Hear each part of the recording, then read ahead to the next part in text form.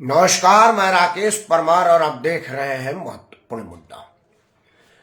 मित्रों, महत्वपूर्ण मुद्दे में आज का महत्वपूर्ण मुद्दा यह है कि अगर भगवान राम ही 2024 का चुनावी वैतरणी पार करेंगे तो क्या यह नरेंद्र मोदी के लिए विचार करने का विषय नहीं है? जो शख्सियत ने पिछले 10 साल के कार्यकाल में देश दुनिया में सर्वाधिक लोकप्रिय जननायक का तगमा हासिल किया हो, जिसके कार्यशैली पर अब तक कोई विवाद न हो, किसी तरह के घोटाले का इल्जाम आरोप कोई भी विपक्ष या पक्ष का लोग लगा न सका हो, जिसके लिए मशहूर है कि 24 घंटा में 22 घंटा लगातार काम करने का रिकॉर्ड हमारे प्रधानमंत्री के पास है और उन्होंने अपने पूरे सार्वजनिक जीवन में एक भी दिन अवकाश का नहीं लिया है। काम काम और सिर्फ काम। जिस आदमी के पास इतनी तगमे हो, इतनी योग्यताएं हो, इतनी क्षमता और दक्षता हो, उसे अगर राम जी का सहारा लेना पड़ रहा हो तो यह विचारने विषय नहीं है। हालांकि प्रधानमंत्री या उनके पार्टी ने कभी नहीं कहा है कि वो 2024 चुनाव भगवान राम के सहारे लड़ेंगे। अगर भगवान जी ने नहीं सहारा दिया तो वो चुनाव नहीं लड़ पाएंगे या नहीं जीत पाएंगे। लेकिन समाचारों पर आ रहे राम जी की कवरेज लगातार सिर्फ राम राम और राम के अलावा और कुछ का ना होना यह बताता है कि समाचार वालों को निर्देशित किया गया है कि आप देश दुनिया में और कुछ ना दिखाए बताए सिवाय राम के। मंदिर कहाँ बनेगी, पत्थर कहाँ तराशी गई है, कौन आदमी ने पत्थर तराशा है, कौन कौन सी मूर्ति होंगे, कौन सा राज होगा, कहाँ फूल है, कहाँ पत्ती है, कहाँ राग है, यह सब अब समाचार चैनल पर लगातार आ रहा है। समाचार कार्यालयों का अस्थायी दफ्तर अयोध्या में खुल गया है और अब शाम का प्राइम टाइम भी एंकर वहीं से कर रहे हैं। तो क्या यह बताता नहीं है कि यह अतिशयोक्ति या अतिशय ज्यादा राम नाम को प्रचारित किया जा रहा है? और अगर यह सब अनचाहे बेमन से हो रहा है तब भी यह मोदी जी के कार्यक्षमता पर विचार और प्रश्न लगा देता है। मित्रों, यह निर्विवाद रूप से सत्य है कि देश दुनिया में सर्वाधिक लोकप्रिय जननायक श्री नरेंद्र मोदी के प्रधानमंत्री बनने के बाद भारत की स्थिति दुनिया में ऐसी हुई है कि अब अमेरिका का विदेश मंत्री भारत के क्षमताओं पर गौरव कर रहा, इतरा रहा है और कह रहा है कि भारत का प्रधानमंत्री अपने जनता के हित के लिए काम करते हैं और बहुत जल्द यह देश दुनिया में ही नहीं पूरे दुनिया में प्रभावी शख्सियत हो जाएंगे। एक और शख्सियत ने कहा है कि आप 5 ट्रिलियन की बात कर रहे हैं, भारत जिस तेजी से विकास कर रहा है वो 10 ट्रिलियन डॉलर तक पहुंचने की दक्षता क्षमता रखता है और वो जल्द से जल्द उस लक्ष्य को हासिल करेगा।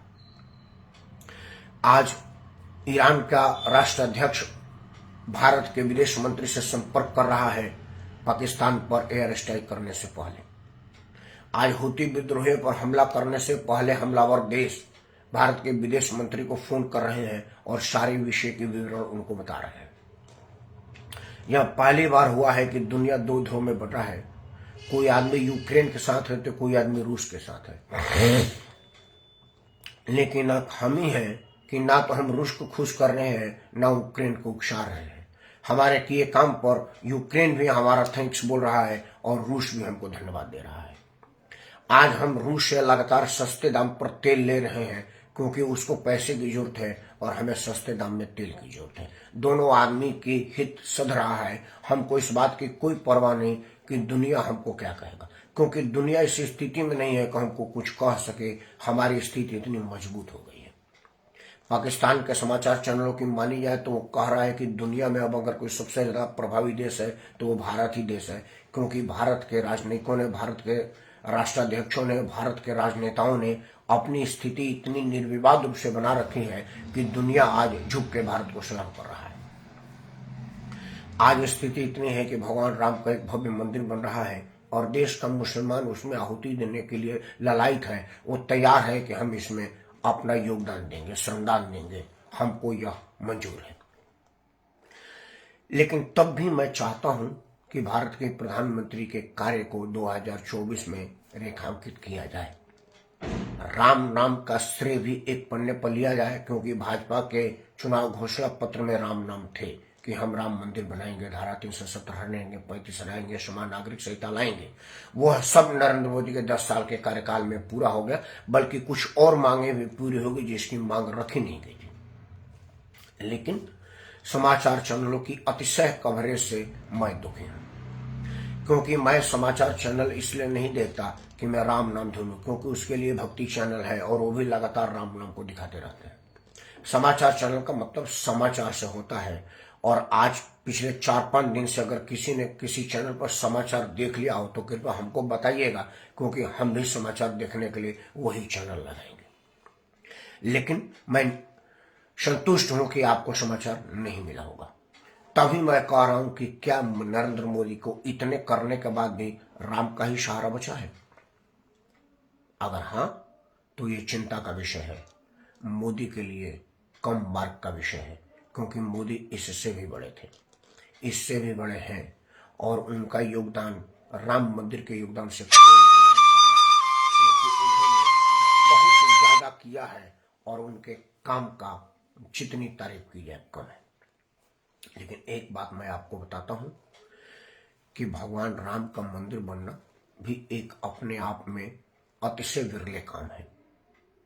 इसमें कहीं कोई संदेह नहीं कि वर्तमान में अगर योगी मोदी की जोड़ी देश प्रदेश में नहीं होती तो राम मंदिर का इतना विकराल, इतना विराट और इतना भव्य रूप निखर करके नहीं आता।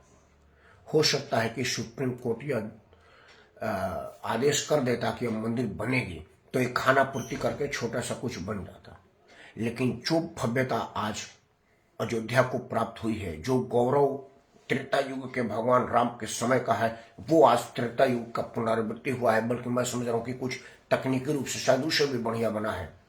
वो इसलिए है कि योगी मोदी की जोड़ी देश प्रदेश में है, क्योंकि सुप्रीम कोर्ट ने तो मंदिर बनाने की बात कही थी, अयोध्या धाम रेलवे को मंदिर से भी ज्यादा खूबसूरत सजाने की बात तो कही नहीं थी। आज वाल्मीकि अंतर्राष्ट्रीय हवाई अड्डा बनने का तो बात सुप्रीम कोर्ट ने कही नहीं थी।